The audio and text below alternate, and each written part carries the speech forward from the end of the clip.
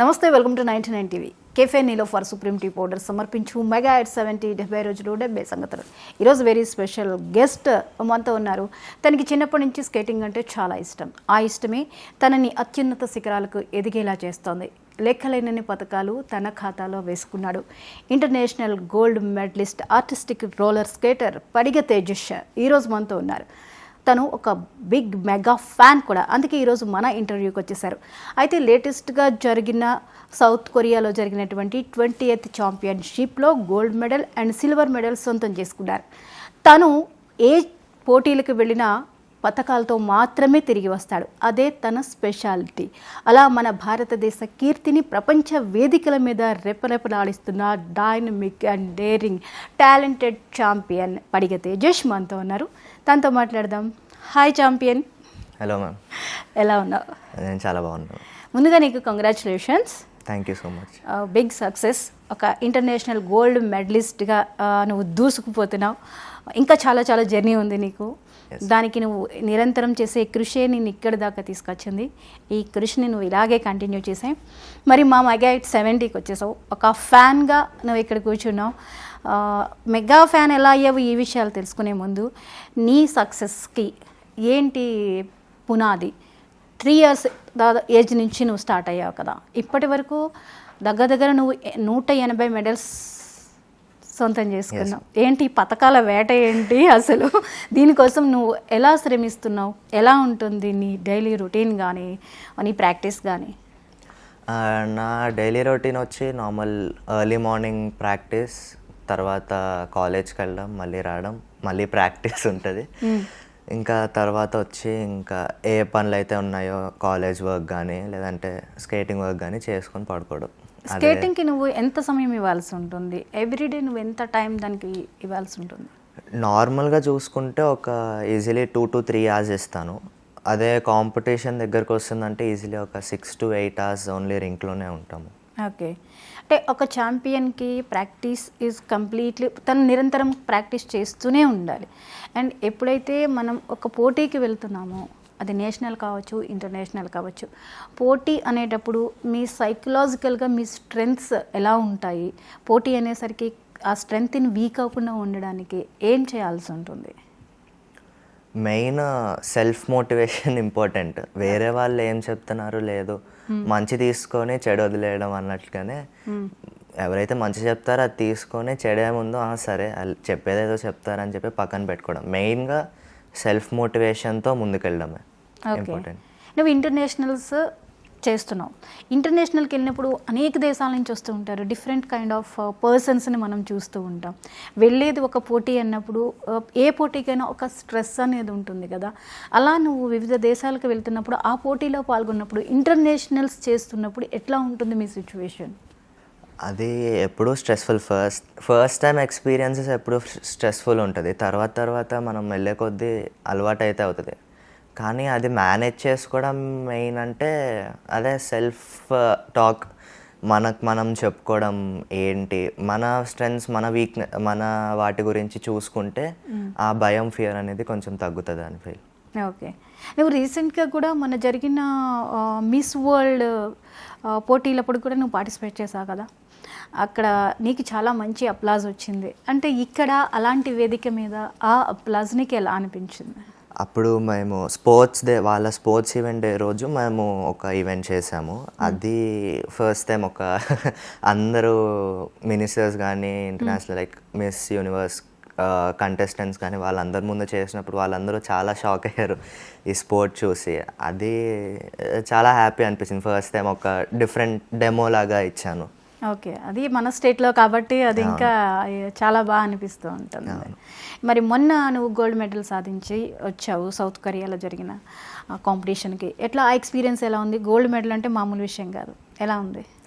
Asian championship last ఏషియన్స్లో వచ్చి ఒక silver medal వచ్చింది. ఈ ఏషియన్స్, ఇది 20th ఏషియన్ ఛాంపియన్షిప్లో ఒక గోల్డ్ అండ్ 2 సిల్వర్ వచ్చింది. ఇంకా ఆ process, medals and process tally చూసుకుంటేనే అందులో తెలుస్తుంది కొంచెం నేను ఎంత ఇంప్రూవ్ అవ్వాను, ఇంకా నెక్స్ట్ ఏం చేయొచ్చు అనేది. అది ఎప్పుడు హ్యాపీ. మీకు డిఫరెంట్ కైండ్స్ ఆఫ్ ఉంటాయి కదా, వివిధ విభాగాలు ఉంటాయి కదా, ఇందులో కూడా రకాలు ఉంటాయి కదా. నువ్వు చేసేది వేటిల్లో?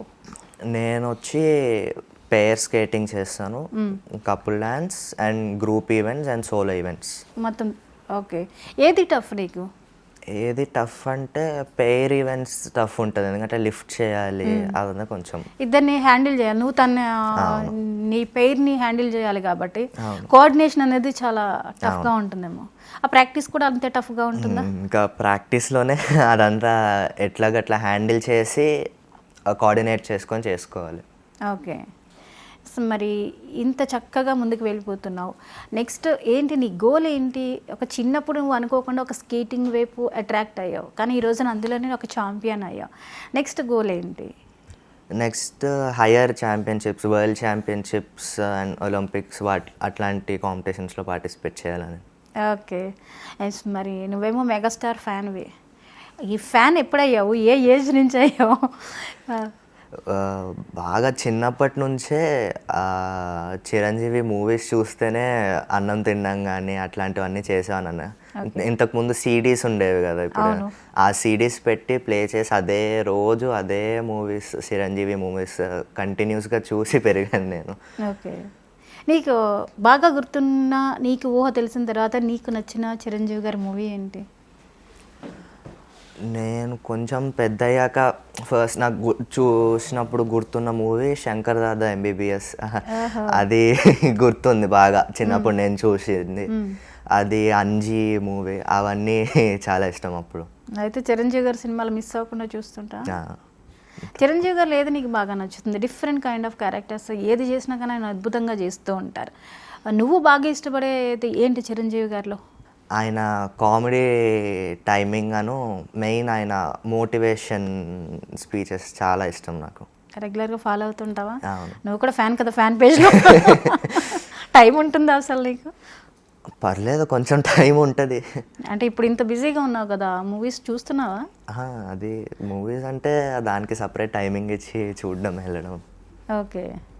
చిరంజీవి గారి సినిమాకి నువ్వు ఎప్పుడైనా సాంగ్స్కి స్టెప్ వేసావా? చిరంజీవి గారి సాంగ్స్కి చిన్నప్పుడు, అంటే ఇప్పుడు నేషనల్స్ ఇంటర్నేషనల్స్ కొంచెం నార్మల్గా ఉన్నాయి, కానీ చిన్నప్పుడు డిస్ట్రిక్ట్ స్టేట్ ఆ టైంలో మొత్తం చిరంజీవి సాంగ్స్, పవన్ కళ్యాణ్ గారి సాంగ్స్, వాళ్ళ మీదే సాంగ్స్. అవునా? నీకు గుర్తున్న సాంగ్స్ ఏంటి, నీవు బాగా పర్ఫామ్ చేసినవి కానీ నీకు చాలా నచ్చింది ఏంటి? బంగారు కోడిపెట్ట సాంగ్, దాని మీద ఎక్కువ ఇప్పటికే ఆ రితం బాడీలో ఉందా? బంగారు కోడిపెట్ట సూపర్. అయితే నీకు కూడా మాస్ అంటే ఇష్టమేమో, అవునా? ఎందుకనో అబ్బాయిలు అందరూ కూడా ఎక్కువ చిరంజీవి గారు ఫ్యాన్స్ అందరూ చెప్పేది మాస్ మాస్ మాస్. బాస్ అంటే మాస్. ఎందుకలా నీకు కూడా మాసే ఇష్టం? అంటే నువ్వు అసలు ఇంత క్లాస్గా కనిపిస్తున్నావు కానీ ఊర మాసా ఏంటి? అది ప్రతిదీ టైమింగ్ ఉంటుంది, ఏ టైమింగ్ అదే, దేని దానికి ఇస్తున్నావు అట, అంతే. ఓకే.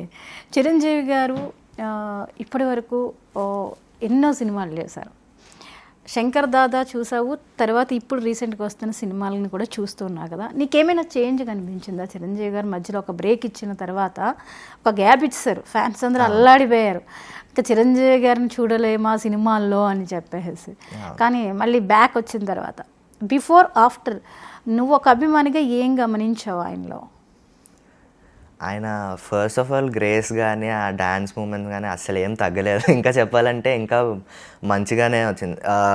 ఫస్ట్ టైం నేను చిన్నప్పటి తర్వాత ఫస్ట్ మూవీ చూసింది ఖైదీ నంబర్ 150, థియేటర్కి వెళ్ళి అప్పుడు చూసింది. అప్పుడు వేసిన డ్యాన్స్ కానీ, ఆ సాంగ్స్ కానీ, యాక్టింగ్ కానీ, కామెడీ సీన్, అసలు అది వేరే లెవెల్ అది.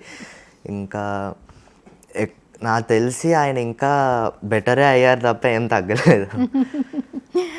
ఆ ఎనర్జీ తగ్గలేదు. అవును.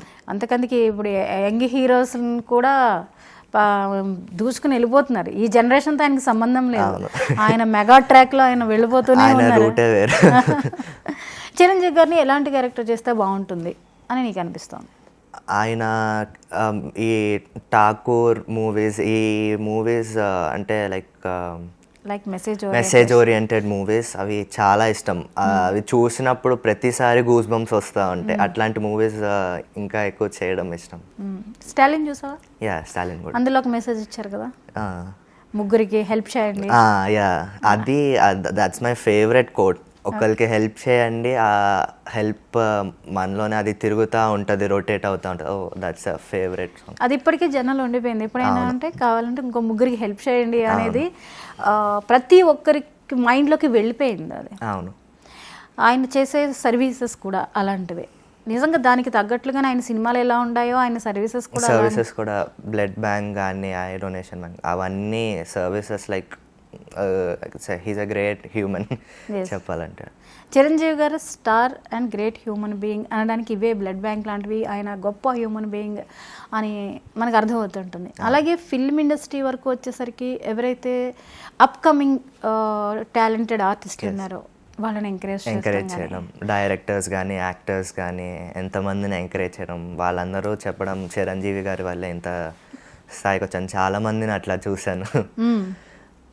యాజ్ ఎ ఫ్యాన్గా నీకేమనిపిస్తుంది ఆయన ఇస్తున్న ఎంకరేజ్మెంట్ కానీ ఆయన లైఫ్ స్టైల్ని నువ్వు అబ్జర్వ్ చేసినప్పుడు ఒక ఫ్యాన్గా నీకేమనిపిస్తుంది? ఇందాక చెప్పినట్టు he is a great human. ఆయన చేసే సోషల్ వర్క్స్ కానీ లేదంటే యాక్టింగ్ వైజ్ ఆయన ఎంత ఓన్గా ఆయన వచ్చి యాక్టింగ్ ఫీల్డ్లో వచ్చి చేశారు, ఇంత దాకా వచ్చారు అని దట్స్ ఎ గ్రేట్ థింగ్ నిజంగా. అవును, ఎంతో కష్టపడి పైకి నిజంగా స్వయం కృషి లాంటి సినిమా చూసినప్పుడు కష్టపడి ఎదిగే వాళ్ళందరికీ కూడా ఆ స్వయం కృషి అనేది గుర్తొస్తూ ఉంటుంది. అద్భుతమైన సినిమాలు చేశారు. అంటే తన ఇమేజ్తో కానీ ఒక హీరోకి ఒక ట్రాక్ లేకపోతే ఈ హీరో ఈ సినిమాలకే బాగుంటాయి అనేది లేకుండా డిఫరెంట్ కైండ్ ఆఫ్ మూవీస్ని ఆయన అటెంప్ట్ చేశారు, సక్సెస్ సాధించారు. అలాంటి గొప్ప హీరోకి ఫ్యాన్గా ఉన్న నువ్వు ఆయన బర్త్డే అనేది నీ లైఫ్లో ఒక స్పెషల్ మూమెంట్ అని విన్నాం, ఏంటది? అంటే ఆయన బర్త్డే రోజు లాస్ట్ ఇయర్ నాకు ఆయన బర్త్డే ఈవెంట్లో ఒక పెద్ద ఫెల్ స్టేషన్ లాగా చేశారు శిల్పకళా వేదికలో. పెద్ద అది మెమరబుల్ మూమెంట్. ఇప్పుడు వచ్చే బర్త్డేలో కూడా మళ్ళీ చేస్తానని చెప్పి అన్నారు. It's always a memorable moment ఆయన బర్త్డే రోజు. అంటే నువ్వేమో ఇంటర్నేషనల్ ఛాంపియన్వి, నీకు దక్కినటువంటి అరుదైనటువంటి అవకాశం, ఒక గౌరవం అనేది ఆయన బర్త్డే ఈవెంట్లో దొరకడం, మళ్ళీ ఈ బర్త్డేకి కూడా మళ్ళీ నీకు అందులో ఒక బెస్ట్ మూమెంట్ రాబోతుంది. అంటే నీకు ఫస్ట్ ఆ ఛాన్స్ వచ్చినప్పుడు నీకు ఆయన లాస్ట్ ఇయర్ బర్త్డేలో జరిగినటువంటి ఆ స్పెషల్ మూమెంట్స్ ఎలా అనిపించాయి? ఫస్ట్ టైం ఫేస్ చేస్తుంటావు కదా, అది అట్మాస్ఫియర్ని కానీ ఇచ్చే గౌరవాన్ని కానీ ఏమనిపించింది? చాలామంది జనాలు ఉండే. ఫస్ట్ భయం వేసింది, ఏంటి ఇంతమంది ఉన్నారు, అందరూ చప్పట్లు కొడుతున్నారు, ఎంకరేజ్ చేస్తున్నారు. వాళ్ళందరినీ చూసి కొంచెం ఫస్ట్లో భయం వేసింది. తర్వాత చూసుకుంటే కొంచెం ఓకే, నేను చేసిన దానికి ఓకే ఇంత ఇది ఉంది, ఈ స్టేజ్ మీద గుర్తింపు వచ్చిందని చెప్పి ఆనందం ఉండే. పర్టికులర్గా మెగాస్టార్ ఈవెంట్లో ఆ గుర్తింపు అనేది రావడం ఏ వ్యక్తికైనా ఎంతో ప్రయత్నం చేస్తేనే కానీ దొరకదు, బట్ నీకు దొరికింది. ఆ మూమెంట్స్ నీకు కానీ నీ ఫ్యామిలీకి కానీ ఎలా అనిపించాయి? ఒక ఛాంపియన్గా ఎట్లా అనిపించింది? It's always a proud moment. నేను మెడల్ అక్కడ పోడియం మీద వెళ్ళి మెడల్ తీసుకున్నప్పుడు ఎంత సంతోషం వేసిందో ఇక్కడ ఆల్మోస్ట్ అంతే సంతోషం, దానికంటే ఎక్కువే చెప్పొచ్చు నిజంగా. అంటే జనాలు గుర్తించినప్పుడు మెయిన్ అది ఎంతో హ్యాపీనెస్ వస్తుంది మాకు కానీ పేరెంట్స్కి కానీ. అంతే, ఎగ్జాక్ట్లీ. ఒక పర్సన్ సక్సెస్ అనేది అందరి గుర్తింపుకి వెళ్ళినప్పుడు, ప్రశంసలు వస్తూ ఉన్నప్పుడు ఆ కష్టాన్ని మర్చిపోతూ ఇంకా ఎదగాలి అనే లక్ష్యం మీద మనకి ఇంకా మోటివేషన్ అనేది పెరుగుతూ ఉంటుంది అన్నమాట. మరి చిరంజీవి గారి బర్త్డేలో అప్పుడు అలా జరిగింది, ఇప్పుడు ఇలా జరుగుతోంది. ఏంటి నీకు ఏదైనా కొంచెం ఇంటర్లింక్ ఏమైనా ఉందా? ఏమో తెలియదు, అది అట్లాగా నడుస్తుంది. డెస్టినీ అంటారు కదా, అంతేనా? అంతే. మరి చిరంజీవి గారికి ఇంత ఫ్యాన్ కదా, ఎప్పుడైనా ఆయన్ని కలిసే ప్రయత్నం చేసావా? ఒక 2-3 టైమ్స్ ఆల్మోస్ట్ కలిసే ఆపర్చునిటీ కాలేజ్ వల్ల కానీ లేదంటే ప్రాక్టీస్ వల్ల కానీ అది మిస్ అయింది. లేదంటే ఆల్మోస్ట్ కలిసే ఛాన్స్ వచ్చింది కానీ కుదరలేదు అప్పుడు. అయ్యో, మరి ఇప్పుడు ఏమైనా ప్రయత్నం చేస్తున్నావా? చెయ్యాలి మళ్ళీ. అలాంటి మెగాస్టార్ని కలవడం అంటే. అయితే కాలేజ్ కోసం వదిలేసావు సార్, మీట్ అవ్వడానికి మిస్ అయిపోయావా? ఆ రోజు పర్మిషన్స్ కొంచెం రాక కంపల్సరీ అటెండ్ అవ్వాల్సి, ఇంకా ఆ రోజు మిస్ అయిపోయింది రీసెంట్గానే. సరే, చిరంజీవి గారిని సపోజ్ మీట్ అయ్యావు అనుకో, ఏం మాట్లాడదాం అనుకుంటున్నా, ఏం చెబుదాం అనుకుంటున్నావు చిరంజీవి గారితో? అప్పుడు మాటలు వస్తాయో రావో తెలియదు ఫస్ట్. మాట్లాడడానికి అయితే చాలా మాట్లాడాలని ఉంది. కానీ చెప్పడం అయితే ఇంకేం చెప్తా, ఇప్పుడే రావట్లేదు మాటలు కదా. అవును. ఆ ఊహ అనేదే ఒక అద్భుతం. అవును. అది నిజంగా మన లైఫ్లో అనుకోకుండా జరిగితే ఏదో సాధించామన్న ఆనందం. అవును. ఎందుకంటే అలాంటివే మనకి మెమరబుల్ ఇన్సిడెంట్స్ కదా. అవును. ఒక్కసారి వెనక్కి తిరిగి మన జర్నీని చూసుకుంటే కొన్ని మైల్ స్టోన్స్ ఉంటూ ఉంటాయి అన్నమాట. మీ సక్సెస్ ఎలా మైల్ స్టోనో ఆ సక్సెస్కి వచ్చే గుర్తింపు, అలాగే మనం ఇష్టపడే స్టార్స్ని మనం ఎప్పుడైనా కలిస్తే ఆ అద్భుతమైన మూమెంట్స్. ఎస్, మరి 2 సార్లు మిస్ అయినప్పుడు బాధ అనిపించలా? చాలా బాధ అనిపించింది. అబ్బా ఒక్కరోజు ఏదో ఒకటి చేసి వెళ్ళుంటే బాగుండేది అనిపించింది. ఏంటి ధైర్యం చేయలేదా, తప్పలేదా మిస్ చేసుకోవడం? అది తప్పలేదు అంతే. అంతేనా? సరే, మరి ఎడ్యుకేషన్ని నువ్వు స్పోర్ట్స్ని ఎలా హ్యాండిల్ చేస్తున్నావు? ఇప్పుడు ఉన్న టైంలో ఎక్కువగా ఫోన్ అనే అడిక్షన్ చాలా పెరిగి పాపం పేరెంట్స్ ఎంతోమంది వాళ్ళ పిల్లల్ని కంట్రోల్ చేయలేక నానా ఇబ్బందులు పడుతున్నారు. ఎడిక్షన్ అయిపోతుంది, వాళ్ళకే టైం ఉండట్లేదు అంటున్నారు. మరి నీకు ఎక్కడి నుంచి వచ్చేస్తుంది టైము? ఎడ్యుకేషన్కి, స్పోర్ట్స్కి నువ్వు రెగ్యులర్గా వెళ్ళాల్సిందే ప్రాక్టీస్కి. ఉన్న 24 అవర్స్లో ఎన్ని అవర్స్ నువ్వు వర్క్ చేస్తూ ఉంటావు వీటి కోసం? అంటే దేనికి దానికి స్పెసిఫిక్ టైమ్ స్లాట్స్ ఇవ్వడం అనేది వాట్ ఐ డూ. ఇప్పుడు స్టడీస్ కంటే ఈ టైమ్ స్లాట్ ఇచ్చి అది ఫినిష్ చేసి తర్వాత నీకేం కావాలంటే అది ఫోన్ చూసుకుంటే ఫోన్ చూసుకోలేదంటే స్కేటింగ్ వెళ్తే స్కేటింగ్ అట్లాగా మెయిన్ టైమ్ స్లాట్స్ ఇస్తాయి. ఇప్పుడు కాలేజ్ నుంచి వచ్చాక ప్రాక్టీస్ ఉంది అండ్ కాలేజ్ వర్క్ కూడా ఉందంటే ప్రాక్టీస్ అయిపోయిన తర్వాత ఫస్ట్ ఆ కాలేజ్ వర్క్ ఏదైతే ఉందో అది ఫినిష్ చేసి తర్వాత ఎంత టైం ఉందో అది ఫోన్కి ఇంటర్నెట్కి యూజ్ చేసుకోవడం, లేదంటే మూవీస్ చూడడం అట్లాగా చేస్తాం. మనం అనుకున్నది ఎప్పుడైనా మిస్ అయితే, సపోజ్ ఏదైనా ఒక ఛాంపియన్షిప్కి మనం వెళ్ళాల్సి ఉంది, మిస్ అయినా లేదా వెళ్ళిన తర్వాత అనుకోకుండా మనకి గెలుపు అనేది దూరమైన వాటిని ఒక స్పోర్ట్స్ పర్సన్ ఎలా హ్యాండిల్ చేయాల్సి ఉంటుంది? ఇట్లాంటివి చాలా జరిగినాయి. ఆల్మోస్ట్ స్టార్టింగ్లో నేను ఇంటర్నేషనల్స్ ఒక 2-3 సెలెక్ట్ అయ్యి వెళ్ళలేకపోయాను.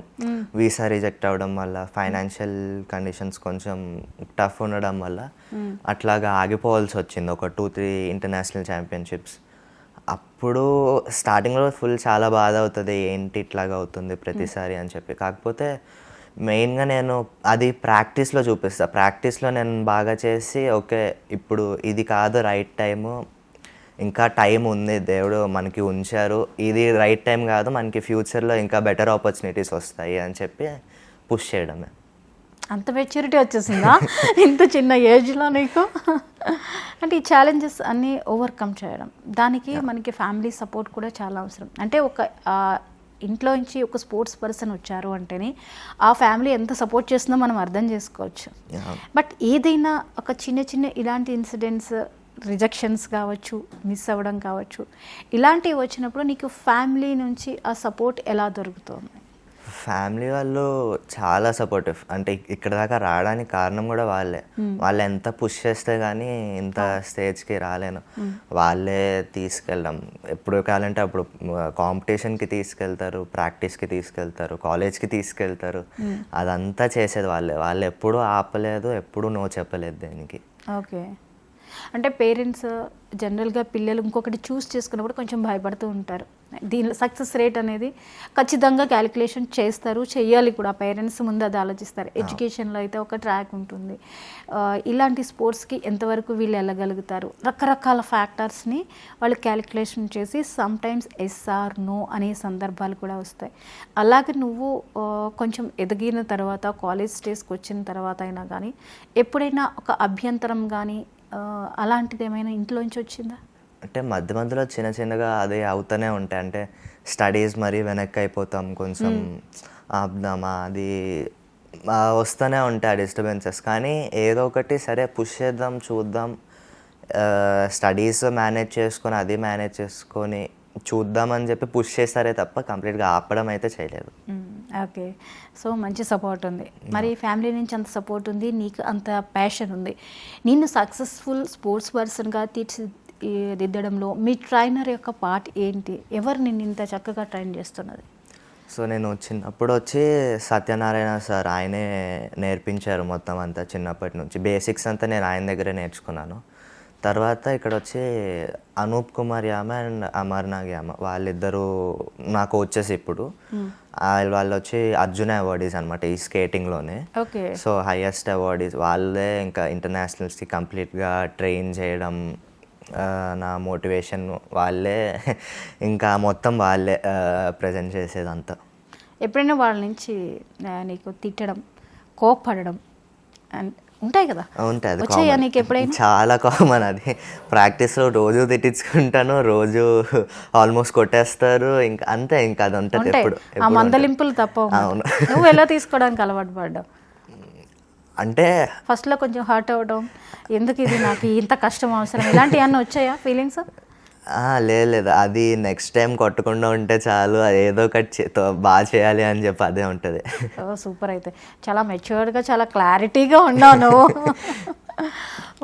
మరి ఈ రెండిట్లోనూ ప్రయారిటీ ఏంటి అంటే భవిష్యత్తులో దేనికి ఇస్తావు? ఎడ్యుకేషన్ సైడ్కి ఇస్తావా, లేకపోతే కంప్లీట్గా ఇందులోనే సెటిల్ అవ్వాలి, దీనిలోనే నువ్వు ఒక హైట్స్ని చూడాలి అనుకుంటున్నావా?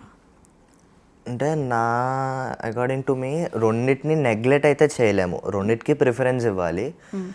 For me I want to experience both the sides. Education side వెళ్ళి ఒకసారి లైక్ అటు సైడ్ ఎట్లా ఉంటుంది, జాబ్ ఎట్లా ఉంటుంది, అది అయిపోయిన వెంటనే like I want to start an academy. ఆ అకాడమీని బిల్డ్ చేసి దాన్ని ఫర్దర్గా స్టూడెంట్స్ని ట్రైన్ చేసి వెళ్ళడం. నాకు రెండు సైడ్స్ ఎక్స్పీరియన్స్ చేయాలని ఉంది. సూపర్ గోల్ కదా అది. ఇంకా ఎక్స్టెంట్ అవ్వాలి, ఒక ఛాంపియన్గా ఇంతటితో స్టాప్ అవ్వకుండా.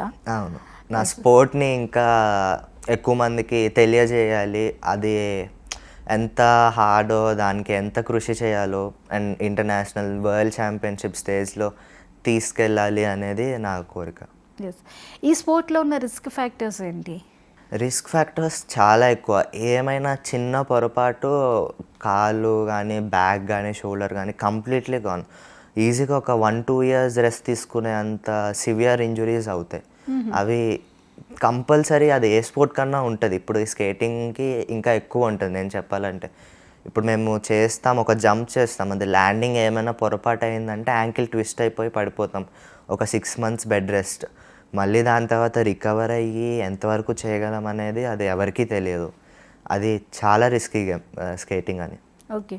నువ్వు స్కేటింగ్ అనేది ఇంత రిస్క్ ఉన్నప్పుడు పెయిర్ చేస్తావు, అప్పుడు అసలు ఇంకొకరి నీ పెయిర్ రెస్పాన్సిబిలిటీ కూడా నీ మీదే ఉంటుంది కదా, నువ్వే హ్యాండిల్ చేస్తావు కదా అది చేస్తున్నప్పుడు. అది ఇంకా టఫ్ కాదా? అది చాలా టఫ్. మెయిన్గా చాలా రెస్పాన్సిబుల్ ఉండాలి, చాలా క్విక్ రియాక్షన్ ఉండాలి. మెయిన్గా ఏమన్నా పొరపాటు అయ్యిందో చాలా క్విక్ రియాక్షన్తో దాన్ని ఎట్లయినా సేవ్ చేయాలి, లేదంటే చాలా సివియర్ ఇంజురీస్. ఎందుకంటే ఆ అమ్మాయి మొత్తం నేను లిఫ్ట్ చేస్తాను, ఆ అమ్మాయిని ఏమైనా అయితే మొత్తం కింద పడిపోద్ది, సివియర్ ఇంజురీస్ అవుతాయి. సో అప్పుడు ఏమవుతుంది ఏంటి తెలియదు. రెస్పాన్సిబిలిటీ అంతా మనం తీసుకొని అది ఎంత జాగ్రత్తగా అయితే అంత జాగ్రత్తగా చేయాలి. ఓకే. మొత్తానికి రిస్క్ గట్టిగానే ఉంది. చాలా చాలా. Okay, super. మరి ఇందులో చక్కగా చూసే వాళ్ళకి చాలా ఎంటర్టైన్మెంట్ ఇస్తారు. ఈ పెయిర్ చేసేదైతే ఇంకా ఎంటర్టైనింగ్గా అనిపిస్తూ ఉంటుంది.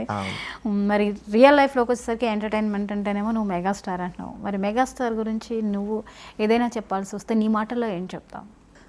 ఆయన మోటివేషన్స్ ఇందాక చాలా ఇష్టం అంటున్నాను. కొన్ని మోటివేషన్స్ వింటే లైక్ మెయిన్ చెప్పాలంటే నా స్కేటింగ్కి కానీ, నా స్టడీస్ వైజ్ కానీ అవన్నీ చాలా హెల్ప్ అవుతాయి నేను అవన్నీ విన్నప్పుడు. అంటే ఒకసారి చెప్పారు లైక్ ఒక బావిలో కప్పలు పైకి రావడానికి చూస్తున్నాయి, బయట నుంచి వాళ్ళు అన్నారు ఈ జారిపోయి పడిపోతాయి ఏముండదు అని చెప్పి. కానీ ఒక కప్ప మాత్రం ఏం వినకుండా పైకి వచ్చేసింది. అందరు ఆశ్చర్యపోయారు ఎట్లాగొచ్చింది అని చెప్పి. ఆ కప్ప చెవిటిది, వినకుండా అది పైకి వచ్చేసింది, తను నమ్ముకొని పైకి వచ్చింది. సో అది నాకు చాలా ఇన్స్పైరింగ్ అనిపించింది. మనల్ని మనం నమ్ముకుంటే మనం ఏదైనా సాధించవచ్చు, ఎంత హైట్ కన్నా వెళ్ళొచ్చు అని చెప్పి. సూపర్. అసలు చాలా చక్కగా గుర్తుందే నీకు. ఇవన్నీ ఎప్పుడు రిపీట్ చేసుకుంటా ఉంటాను నేను. నా మోటివేషన్ ఎప్పుడైనా డౌన్ అయినప్పుడు, లేదంటే ఏమైనా మీరు చెప్పినట్టు నాకు రావాల్సిన ప్లేస్ రానప్పుడు, లేదంటే కాంపిటీషన్కి వెళ్ళినప్పుడు ఇట్లాంటివన్నీ కొంచెం గుర్తుపెట్టుకొని చూస్తూ ఉంటాను. ఓకే. చిరంజీవి గారు అలాగే నీకు పవన్ కళ్యాణ్ గారు గారు కూడా అంటే ఇష్టం. ఏంటి చిరంజీవి గారికి పవన్ కళ్యాణ్ గారికి డిఫరెన్స్ ఏంటి అంటే ఏం చెప్తాం? డిఫరెన్స్ అంటే ఇద్దరు స్టైల్స్ డిఫరెంట్, ఇద్దరిది చాలా బాగుంది. అంటే ఒక్కొక్కరు ఒక్కొక్క స్టైల్, కానీ అది చూస్తేనే చాలా బాగుంటుంది. ఆయన ఇప్పుడు పవన్ కళ్యాణ్ గారు పొలిటికల్ సైడ్లో ఆయన వెళ్ళి ఇప్పుడు ఆంధ్ర గవర్నమెంట్లో ఎన్నో పాలసీస్ తెస్తున్నారు, ఎంతో హెల్ప్ చేస్తున్నారు జనాలందరికీ. చిరంజీవి గారు మూవీస్లో మంచిగా అందరినీ ఎంటర్టైన్ చేస్తున్నారు. ఇద్దరిది ఆ కాంబినేషన్ అనేది ఎప్పటికీ గ్రేట్. అది బ్రదర్స్ ఇద్దరు కనుక ఇప్పుడు ఒకే సినిమాలో ఫుల్ లెంత్లో కనిపిస్తే ఎలా ఉంటుంది యాజ్ అ ఫ్యాన్గా? ఓ, అది విజువల్ ఫీస్టే చెప్పాలంటే. దాని గురించి ఇంకా వెయిట్ చేయడమే అట్లాంటి మూవీస్ కోసం.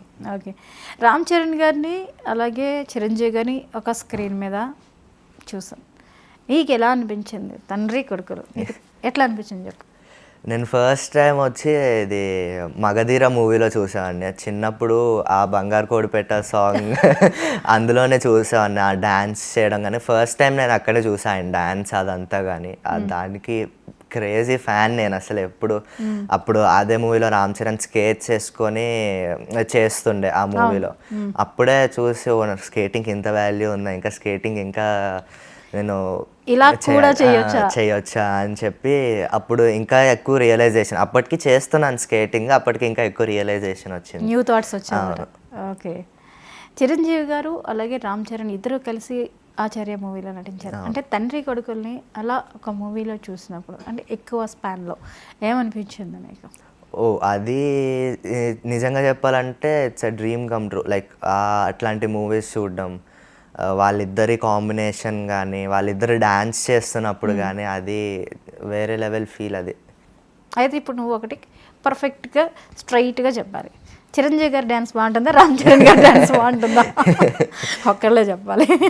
చిరంజీవి గారి గ్రేసే రామ్ చరణ్ వచ్చింది. మా ఇంత తెలివిగా ఆన్సర్ చెప్తారా? మళ్ళీ చెప్పు. చిరంజీవి గారిదనే చెప్పొచ్చు. చిరంజీవి గారిదనే చెప్పొచ్చు, అంతే కదా, తండ్రికి తగ్గ తనయుడు. అంతే. సూపర్. రామ్ చరణ్ గారి ఏ సినిమాలు నీకు బాగా నచ్చుతాయి? నేను చిన్నప్పుడు మగధీర మూవీ ఒక 100 times చూసుంటాను. సీడీల్లో పెట్టుకొని అదే చూడడం, అదే మూవీ ఎన్నోసార్లు చూసుంటారు. ఇంకా స్కేటింగ్ కోసమే చూసావా? స్కేటింగ్ కోసం అనే కాదు, అది చాలా ఇష్టం ఆ మూవీ. ఇంకా ధృవ మూవీ, అవి రెండు చాలా ఇష్టం. సో 100 times చూసావా? అని మొత్తం సినిమా చెప్పేస్తావేమో, నరేట్ చేసేస్తావేమో. అది ప్లే చేస్తా ఉంటే నేను డైలాగులన్నీ చెప్పేస్తాను. అబ్బా, సినిమాలు అంటే ఇంత ఇష్టం ఉంది. ఎప్పుడైనా మనం ఆ ఫీల్డ్లోకి వెళ్తే బాగుంటుందా అలాంటి థాట్స్ ఏమైనా వచ్చాయి? అలాంటి థాట్స్ ఉన్నాయా? ఓకే, చెప్పావా ఇంట్లో? తెలుసు పేరెంట్స్కి. పర్లేదు, అయితే చాలా టాలెంట్లు ఉన్నాయి నీతో. కనిపించని టాలెంట్లు ఇంక ముందు ముందు బయటకు రాబోతున్నాయి అన్నమాట. ట్రై చేస్తావా మూవీస్లో? ఛాన్స్ వస్తే చేస్తావా? తప్పకుండా. అది చిన్నగా అంటే మా ఇంటర్వ్యూ కోసం చెప్పద్దు, నిజం చెప్పు, నీ మనసులో ఉన్న మాట చెప్పు. ట్రై చేయడానికి ట్రై చేయకపోవడానికి ఏమీ లేదు, ట్రై చేయాలనే ఉంది. ఒక ఆర్టిస్ట్గా స్క్రీన్ మీద కూడా కనిపించాలి అన్న థాట్ అయితే ఉంది. ఎస్, స్పోర్ట్స్ పర్సన్కి కూడా మళ్ళీ స్క్రీన్ మీద కూడా కనిపించాలనే ఒక థాట్ ఉందంట, అది బయటకు వచ్చింది. ఎస్ తేజస్, మరి చిరంజీవి గారు ఎన్నో సర్వీసెస్ చేస్తున్నారు, మనం ఇందాక ప్రస్తావించుకున్నాం. అంటే ఒక నటుడిగా ఆయన అందరికీ కూడా ఒక రెస్పాన్సిబిలిటీ అప్పచెప్పినట్టు అనిపిస్తుంది. బ్లడ్ బ్యాంక్ కానీ వీటి విషయాల్లో ఆయన ఏ సెలబ్రేషన్ వచ్చినా కానీ ఇప్పుడు ఎవరు చెప్పక్కర్లేదు, అందరూ వెళ్ళి డొనేట్ చేస్తున్నారు. అంటే ఈ చేంజ్ ఇంత ఇదిగా చేయడానికి చిరంజీవి గారి సంకల్పం, ఆ సంకల్పాన్ని చూస్తే నీకేమనిపిస్తుంది? ఇది చాలా పెద్ద స్టెప్. ఎందుకంటే ఈ బ్లడ్ బ్యాంక్స్ అనేవి ఎంత హెల్ప్ అవుతాయి, సడన్గా యాక్సిడెంట్స్ అయిన వాళ్ళకి కానీ ఎంత హెల్ప్ అవుతాయి. ఇది ఒక మూమెంట్ అని చెప్పొచ్చు. నిజంగా ఆయన్ని చూసుకొని ఎంతమంది అభిమానులు ఇప్పుడు ఏదొచ్చినా సరే ఆయన బర్త్డే ఈవెంట్కి ఎంతమంది బ్లడ్ డొనేషన్ ఇస్తారు, అదంతా నేను చూశాను రీసెంట్గా. అది నిజంగా ఒక పెద్ద మూమెంట్, ఆయన స్టార్ట్ చేసిన మూమెంట్ అని చెప్పొచ్చు. ఎస్, కొంతమంది చెప్తున్నారు కూడా, మా ప్రాణాలు నిలబెట్టిన దేవుడు అని చెప్పేసి ప్రాణాల మీదకు వచ్చినప్పుడు బ్లడ్ బ్యాంక్తో హెల్ప్ జరిగి హెల్ప్ అయింది. అవును.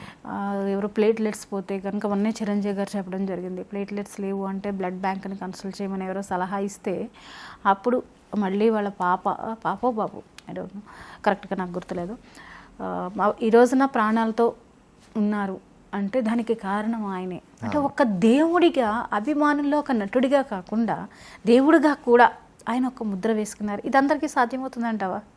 అది అందరి వల్ల సాధ్యం కాదు. అది ఎంతో దృఢ నిర్ణయాలు తీసుకొని ఆ మూమెంట్ స్టార్ట్ చేశారు. అది స్టార్ట్ చేయడమే ఒక గొప్ప థాట్. అది నిజంగా అది అందరి వల్ల సాధ్యం కాదు.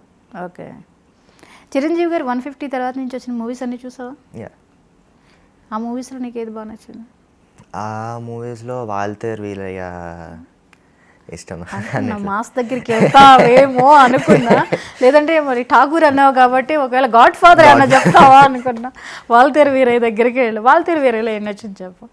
ఆయన ఆ స్లాంగ్ తీయడం కానీ, ఆయన కామిక్ సీన్స్, మెయిన్గా కామెడీ, ఆయన కామెడీ టైమింగ్ ఇష్టం. అవునా?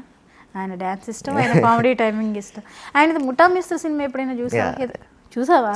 ఏమో నాకు తెలియదు అంటావు అనుకున్నా. మీ టైం సినిమా కాదు కదా. లేదు అన్నీ చూసాను నేను కూర్చొని. మొత్తం చూసావా? ఆల్మోస్ట్ అన్నీ అని చెప్పలేను 150, కానీ ఆల్మోస్ట్ అన్నీ.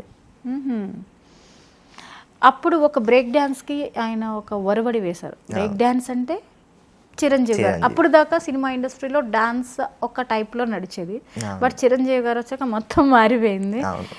ఆ డాన్స్ కావచ్చు, ఆ యాక్టింగ్ కావచ్చు, ఇప్పటి వరకు ఉన్న ప్రతి ఒక్కరికి కూడా ఇన్స్పిరేషన్ చిరంజీవి గారు అంటున్నారు.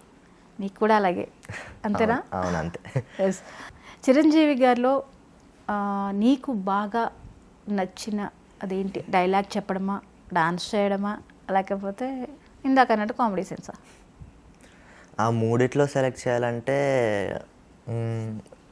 కామెడీ సీన్స్ చెప్పొచ్చు. ఎందుకంటే ఆ కామెడీ నేను ఎక్కువ ఇష్టపడతా ఉంటాను. ఆయన మేనరిజం కానీ, ఆయన చేసేటప్పుడు కానీ అది చాలా ఇష్టం.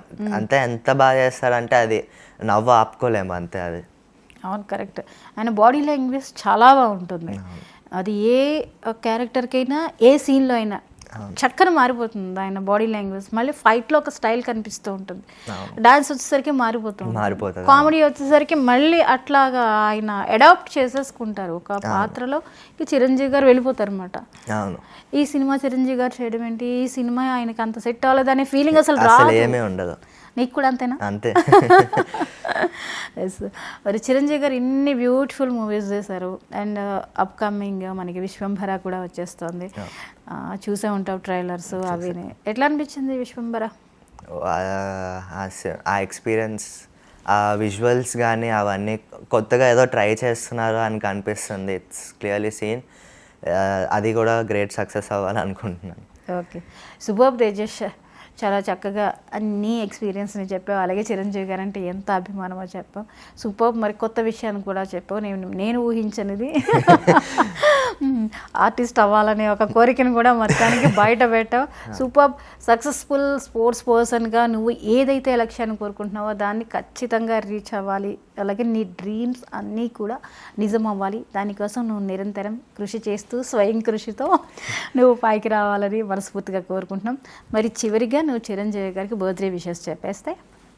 Many more happy returns of this day sir. మీ ఇట్లాంటి బర్త్డేస్ మీరెన్నో మా అభిమానులు జరుపుకోవాలని చెప్పి ఎంతో కోరుకుంటున్నాం. Thank you so much Tejas, మా మెగా 70కి వచ్చినందుకు. చూసారు కదండి, ఇది ఇవాళ మెగా 70. Keep watching 99 TV.